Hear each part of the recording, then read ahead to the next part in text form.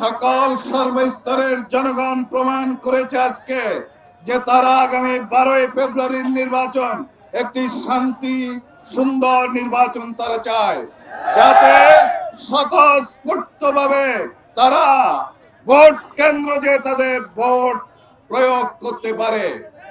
এবং আমি এই গণমিছিল থেকে সকলকে সতর্ক করে দিতে চাই, যারা নির্বাচনের পরিবেশে বিঘ্ন সৃষ্টি করবে, ভোট কেন্দ্র দখলের পায়তারা করবে, ইনশাআল্লাহ জনগণ তাদের অধিকার রক্ষার জন্য প্রয়োজনে তাদের বিরুদ্ধে সংগ্রাম করবে। আজকে বলার জনগণ প্রস্তুত হয়ে আছে, যদি কোনো অনিয়ম হয় তাহলে বলার জনগণ এটাকে দাঁত ভাঙার জবাব দিবে 12 তারিখে।